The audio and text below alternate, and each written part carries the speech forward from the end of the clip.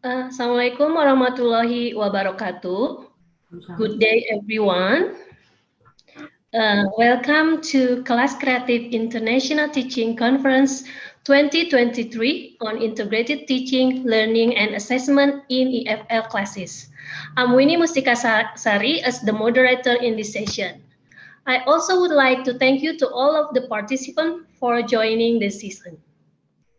Well, before we go to the presentation, let me introduce our speaker, Ibu Nusratunissa Zafar. Ibu Nisa, how are you? Fine, thank you, Bu Winy. How about you? I'm great, thank you for asking.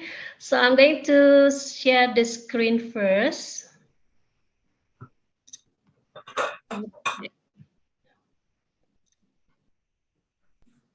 Can you see the screen? Not yet, Bu Winy. Okay. Wait a minute.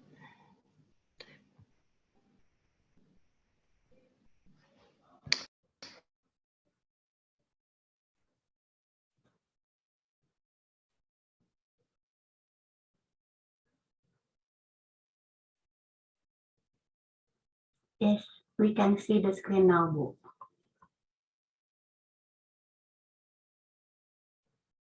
But you are still on mute.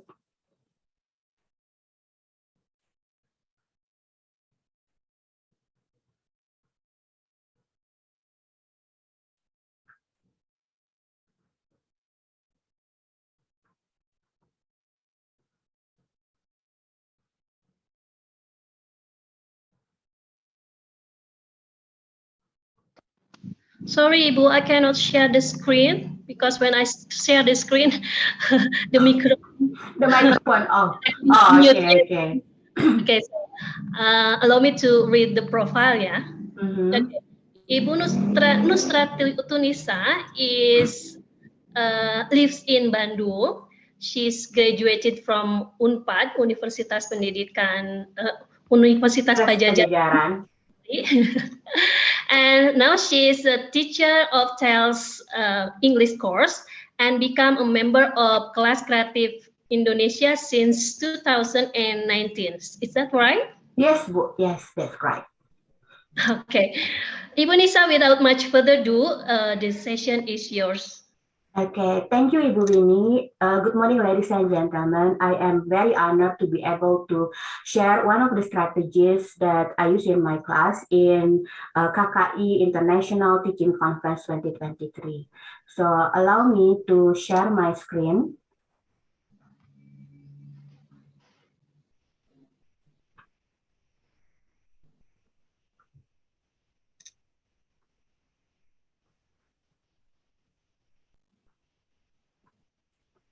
Okay. So today I would like to share one of the strategies that I use in teaching writing to my young learners. The title for my presentation today is From Reading to Writing, Model Writing Strategies for Young Learners. Today I would like to start with how complex writing process is. With so many aspects to consider, writing becomes one of the least favorite activities for young learners, I think in general. And with the complexity comes problems in teaching writing from point of view as a teachers. And my experience tells, from my experience, I use this model, this strategy to help my students to be more confident in teaching, in completing their writing. So I use this model's writing strategy that later I will share how to apply that in the class. And the last, I will also share and the last, I will also share examples in one of my classes. As we know,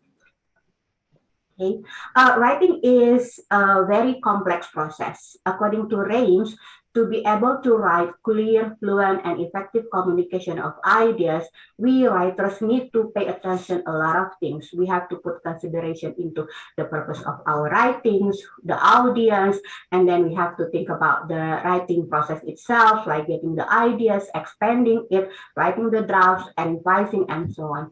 We will also have to talk about the relevance, the clarity of our writing.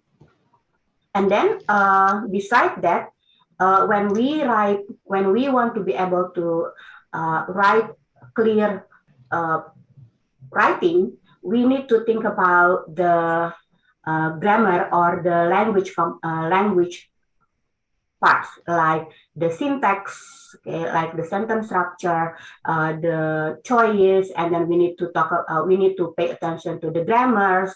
We also have to put into consideration the organization of our text from sentence, paragraphs, passage, etc. Next, we also have to pay attention to the writing, the spelling, the punctuation, and last but not least, we also have to pay attention to the word choice. These aspects in making writing into a clear message from point of view of my young learners are overwhelming. So that's the reason why many of young learners feel less motivated when they have to complete their writing assignments. There are three problems that I would like to mention in teaching writing from the student's point of view. Because young learners are not fully independent learners, they need a lot of supports and exposures from people around them. They need to be introduced to the language again and again. So when there aren't enough exposure, when there are not enough exposure, students experience some problems in completing their writing, probably because they are lack of ideas, they are lack of language competency, and they also have difficulties in transferring their knowledge or their capability from writing for learning to writing for writing. So this is from students' point of view. For young learners, it happens a lot. And then from point of view of the teachers, I also would like to share three problems that probably occur in teaching writing. This is also experienced by me. Maybe because the problem arises when teaching the writing because the teaching procedures that I do not follow thoroughly. Maybe I miss a step. And then maybe also because of the types of activities that are not in gradual level of difficulties. And the last thing is I probably miss to make sure that the degree of difficulties from one activities to the next activities are not transitioned smoothly. So these three things, excuse me, these three things that come from my side can affect how students able to finish their writing assignment well. Especially for the young learners because they have short concentration span, they need constant stimulation and motivation. They also need a lot of repetition, persistence, and patience in the classroom. These aspects add more workload for teachers when teaching young learners than when teaching adults. However, we must not forget one best thing about young learners. They are great imitators. They have the capability to absorb many things, a lot of things.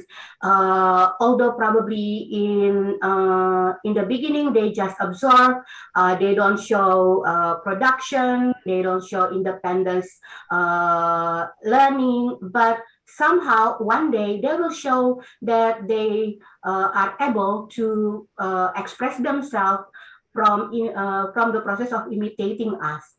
So why not use this characteristic, this unique characteristic of young learners in teaching writing? Why don't let them imitate writing form? So this is where I think about model writing strategy. So in model writing strategy I use in my class is I modify a little bit. So I use the text that we have discussed earlier, we have done earlier as templates for students to practice their writing. Why? When the students have read the text and done related questions or activities, they have comprehended the content and the context of the text. So they don't have any problems in understanding the characters, the plot, etc. They also are familiar with the syntax, the grammar, the mechanic, the word choice, and the organization of the text. They have read the text, they have answered the question, so it means they reuse the text again and again. So why not use the text that they are familiar, okay, as a template, so they write, imitate what is in the text. How? You can ask the students to copy the whole text. This is a very controlled activity. From the point of view of students, they don't really have to think hard. They just need to be careful. They need to double check that they already copy the whole words, the whole punctuation. They don't miss a sentence. So the text that they write, the text that they copy is the same. And from the point of view of teachers, it's also easy because the teacher can see whether the students are able to self-correct themselves. The second one is replacing some parts of the text while copying most of them. This is a guided activity. This is, of course, more challenging than the first activity. In this activity, students need to use the knowledge that they have. They have to use them consciously. On the other hand, unconsciously, they learn what they write by imitating them again and again and again. Reuse the text, reuse the ideas in the text several times. Hopefully, one day when they are assigned free writing with the same theme, they remember, oh, this is the plot that I can use based on what I read previously. This is the sentence that I can use. This is the words that I can use based on what they have written earlier. And the last activities that we can do in modeled writing strategy is asking the students to rewrite the text only using the given list of words and illustration from the same text. This is less guided activities. It is more, of course, definitely more challenging or maybe more time consuming than the first two activities. However, here when we ask the students to do the third activities, we can see whether the students unconsciously learn or absorb what they have written. So for the guided activity, this is what I do. You can definitely you have to use the reading text that you have learned in the previous meetings. It means the reading session should also follow the procedure, so students are able to get or grasp the idea of the text. And then I highlight some parts of the text. It can be only words, replacing some adjectives or verbs or nouns or phrases, expression, even a whole sentence that can be replaced, whether using if in the text is positive sentence, then in their own writing, they can change it into negative. If in the text passive sentence, then they can change into active sentence. So, or the other way around. Next, what I have to do is to set the rubrics.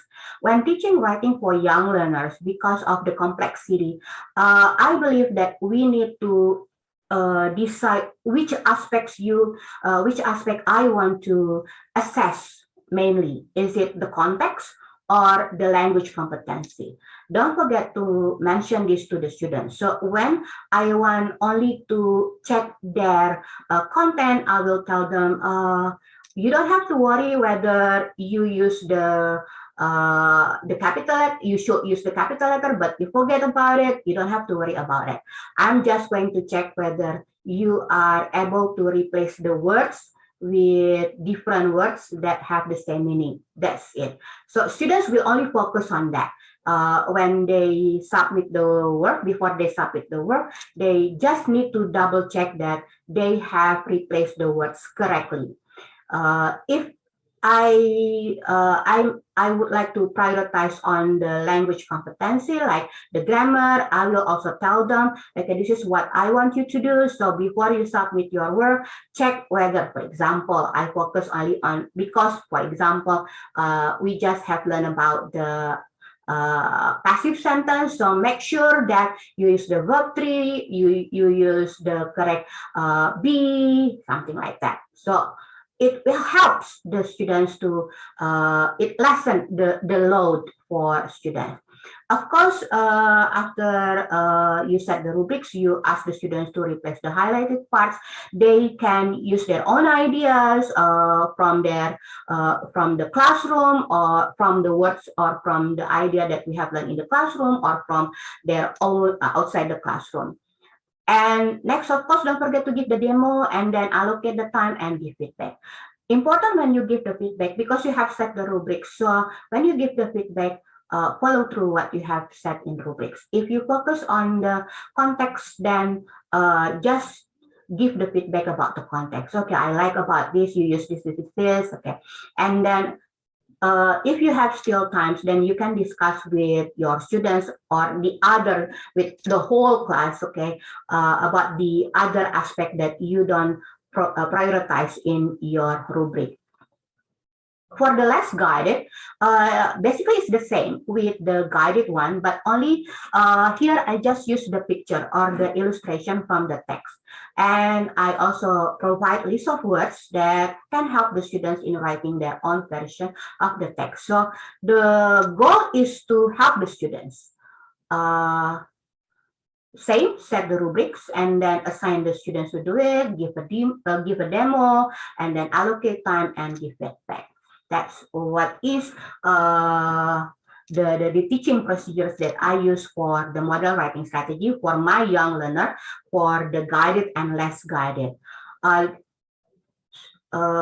is very important to give clear instruction, give demo, and then help the students when during the writing, help the students during the writing time. Okay, so here is an example of the activities that I did in my class. The students are elementary school. They are from grade 5 to 6. The book that we use is Supermind 6 by Cambridge University Press. The CEF level of this book is for A2 and B1. And the reading text that we use is fiction. The theme is adventure story.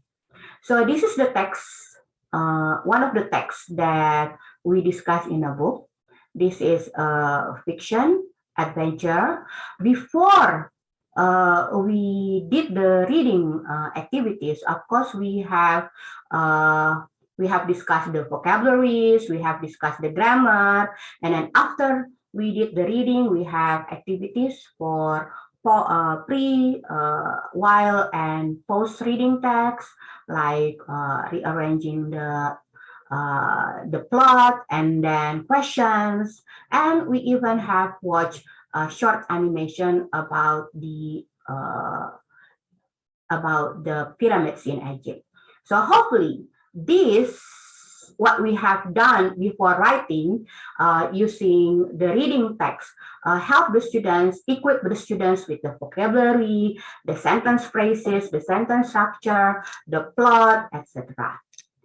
And okay, I use the same text that we have read, we have discussed.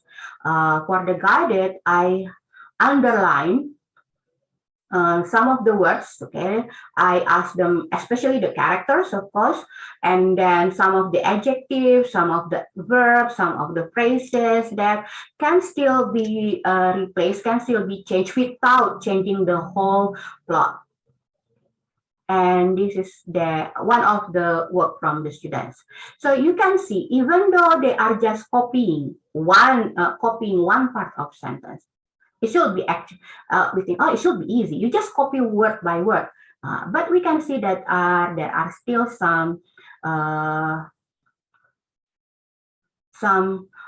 if we say it's some mistakes, like it should be in the past, but they forget to use past tense. Maybe this can be identified as one, maybe they are not careful or they are not thorough when rechecking. Second, maybe the idea of grammar that we have discussed is not grasped yet well by the student.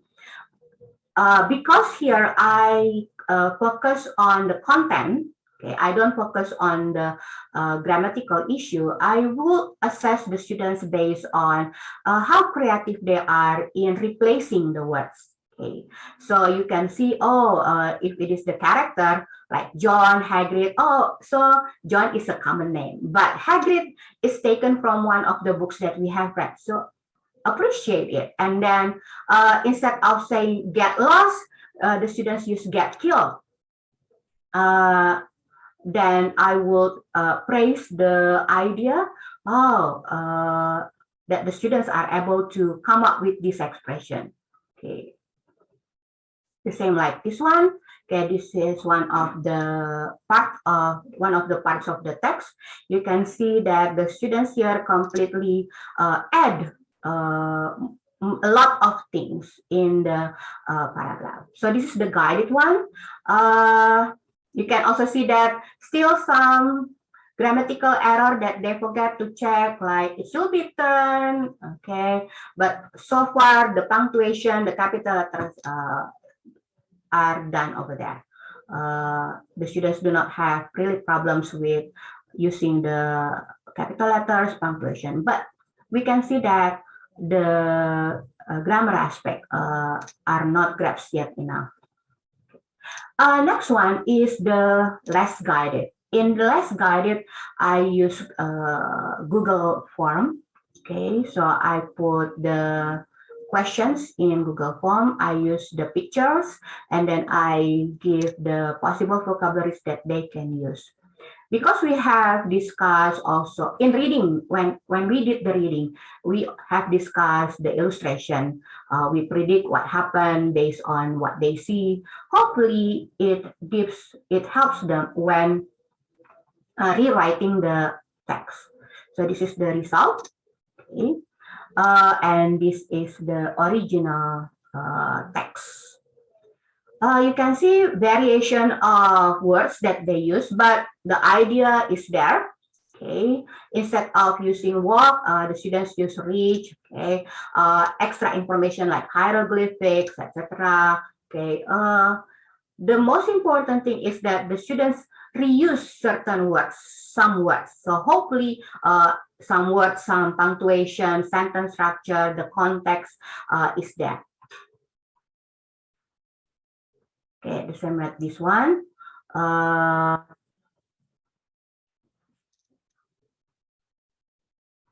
Okay, you can also see that the students reuse several grammatical aspects in his version. Okay, but he didn't lose the context, the idea of the story over there. Okay, so so far, in my opinion, this work. If we compare the whole assignment, this is the original one, and then to guided and to less guided, we can see that the students for the content, the idea, when in one of the aspects in writing is talking about the idea, expanding it, the students this student was able to to express the idea of the story. And then in terms of language competency, this student is able to use what he had read, okay, and then also this student is able to add the story, the work, the writing using his own knowledge.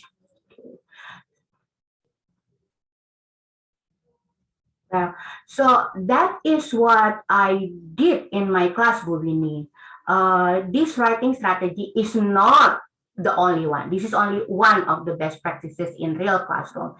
It may be successful in my class, but maybe for other teachers, other young learners classroom need some modification. Of course, it will depend on the student's need, the student's fluency, and also the teaching goals in each of in our classroom. In my opinion, this strategy is very flexible. It is flexible to modify. Okay, and I believe this strategy is able to build students' competency and confidence by reusing what have been learned. And of course, last but not least, it helps the teacher's work. It helps me to identify what my students, how my students progress, what they have learned, whether what we have discussed earlier are grasped by my students or not. And also when one day, although we are not talking about the same topic, different topics, students are assigned to write different topics. Maybe there are some one or two expressions or grammars or ideas taken from this assignment that they have done. Okay. I guess that's what I would like to share with you, Bu Winy, and with the whole participants. Okay, well done, Ibu Nisa. It was very clear explanation. Honestly, for me as English teacher, teaching writing is very difficult to our student because of some problem that students have, and also the problem comes from me as the teacher. So, explanation, I learned something. Thank you, Bu Nisa. My pleasure, Bu Winy. Okay, well, Munisa, we have 10 minutes for question and answer session. So there are already some questions already. I hope the time will be enough for that. Okay. Okay, shall we go to the first question? Yes. Yeah. Since writing need a complex knowledge such as vocabulary and especially in grammar using tenses, and a young learner basically have limited knowledge about that. Do you teach them grammar specifically, especially tenses? Yeah. Do you explain it specifically? I mean, you teach them about the rules or something like that? Yes, of course. Of course, definitely before, if for example, before I assign, if it is related to writing, before I assign them to focus on simple past tense, I need to teach them what simple past tense is. There are sessions before the writing assignments where we discuss simple past tense, but with the characteristic of young learners, I choose a different path when teaching grammar. As, for example, when teaching tenses or other aspects of grammar, it is best to use context in teaching those grammar aspects. You have to make sure that the students got the idea, oh, this is the reason I have to use simple past tense. This is the reason I have to use simple one, article, like that. This is the reason why I have to use I have to use, for example, singular and plural form like that. Definitely, you need to teach the students grammar. You need to equip them to be able to write. But how to teach them, I prefer, especially for young learners, I prefer to use context like a story, a dialogue, a movie, discussing about their daily life that related to the grammar aspect. And then you, after they got like that, they got the idea. Then there where I not directly, indirectly integrate the grammar aspect. Okay, this is where you need to do this, and then when after, of course, after they got the idea, then there are exercises for the grammar, like I mentioned earlier, activity of writing for learning. That's where students learn the grammar and other aspect of the language, like that, Winy. Okay, so you teach the grammar not directly, but through the story, through the context, right? Okay. Yeah. Okay. So the second question. Yes. Okay. As you mentioned before, that when you're going to assess students' writing, for example, you want to assess the content, so you will ignore grammar. Okay. But in my opinion, grammar or tenses will influence the content itself. How about that? Yes. And would you like to share what kind of aspect in your own rubric when you are going to assess the content of a student's writing? Of course, definitely, Bu Winy. When I say that I usually prioritize one aspect than the others, it does not mean that I don't assess the other aspect. It means that when I give feedback, for example, if I set the rubrics mainly on context, it means I will assess students for their creativity.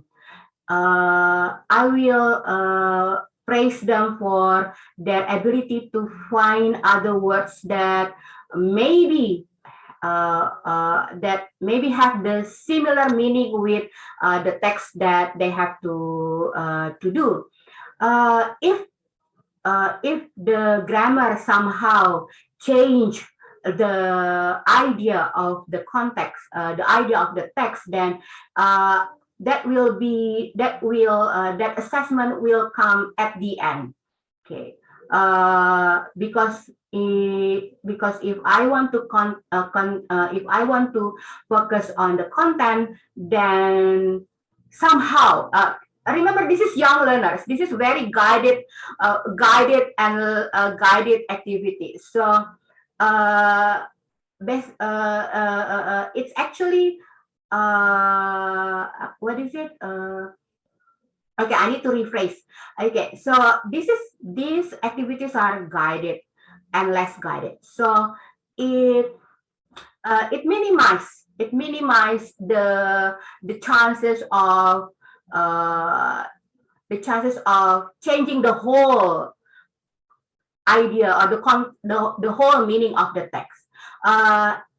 When I assess the content, I will see how far they are able to replace some of the parts in the text.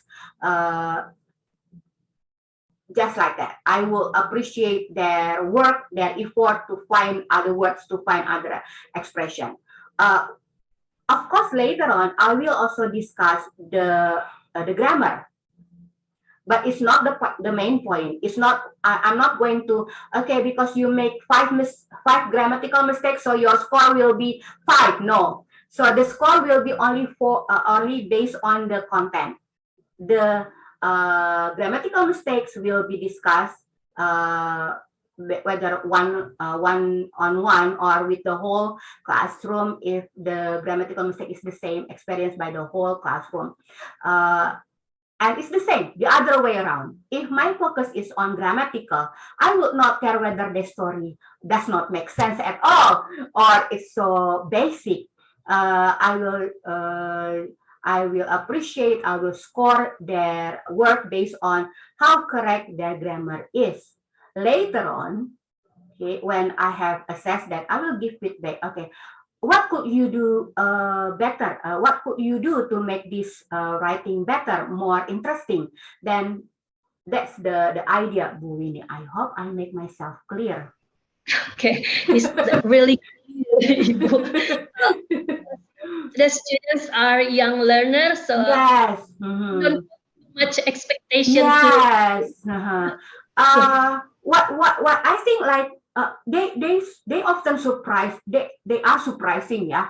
But when I use this model is I want to help them to lessen the burden. So if I use this model, they don't need to think a lot. They don't need to use a lot. They don't need a lot of time to just think, okay, what's the name of the character, and then they have to think about the grammar, etc. So help them gradually. One day, the next level, you can give more challenge for them, like that. Okay, thank you, Ibu. We still have one more question. Is that okay? Okay. Yeah, okay. It's based on my experience. When we are teaching reading or writing, we usually give them the keywords, right? Yes. And my student always ask, "Ma'am, what is this? What is the meaning of this in Indonesia?" So, do you provide them with Indonesian word, or let them find it by themselves without any help from you or from dictionary? Okay. So the first thing that I always make sure that I try not to use Indonesian to translate. That is the last thing to do. So yeah, so that's why it's very important in the activities, the pre-writing activities, that you Yes. equip the students with all the vocabularies they need, with the sentence form that they need. So I usually try, if when reading, when in the previous activities they do the reading, when there are words that they are not familiar or unknown, I give examples in a simple sentence. Of course, don't forget, before reading activities, there are pre-reading activities like showing the pictures, elicit the words, and then if some words that needed but the students cannot produce it, then I need to give them to them, giving examples, giving pictures, using pictures. So hopefully, without translating to Indonesian, they got the idea. Oh, this word means this. If I want to say this is what I can use, without looking at the dictionary, Google Translate, etc. But I do allow them. When in the writing process, I do allow them to ask me the English word, or to allow me. I allow them to. They say the Indonesian, and I help them. Misalnya, for example, how do I say? Dia berlari ke ruang atas, misalnya, like that, miss. Oh, okay. And then I just help them, what is dia in English? And then what is berlari in English? Okay, we have discussed that. If the student cannot come up, then you just give the word. And that's all. And I do also allow them to check on Google Translate, but I specifically ask them, please don't translate the whole sentence using the Google Translate, but because I will know it. I know your ability, I know your capability. So you can, words, okay, you want to use, you want to translate the expression, okay, but not the whole sentence, because it will diminish the idea of writing, I told them. Something like that, Winy. Okay, well, our discussion is getting interesting and make me more curious about the topic. Unfortunately, We are running out of time. And before I end the session, would you mind to give last closing statement? Yes, Bu Winnie, thank you. So before we end this session, I come into this quotation, and I think it's related to our responsibility as a teachers for not stopping for not stop for not it relates to our job as teacher to always provide the possible chances opportunity for our students to write, and this modeled writing strategy provide chances for students to reuse the language to reuse the language so they will always remember, because when you do it twice it's a repetition, when you do it a few times it becomes a behavior, but then when you do it for a few months it becomes your habit, and when you do it for a year it is a lifestyle. So hopefully at the end one day, we don't know, the students are able to use independently the sentences, the ideas of writing in their own free writing, because success do not come from what you do occasionally, it comes from what you do consistently.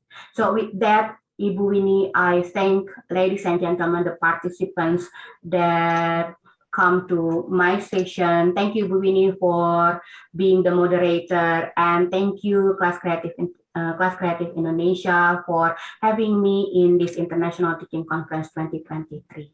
Thank you, Bu Winy. Thank you very much, Ibu Nisa, for such inspiring presentation. Thank you so much. And thank you to all the participants for attending this session. See you soon in the next Kelas Kreatif Indonesia event. Assalamualaikum warahmatullahi wabarakatuh. Waalaikumsalam warahmatullahi wabarakatuh. Thank you, everyone.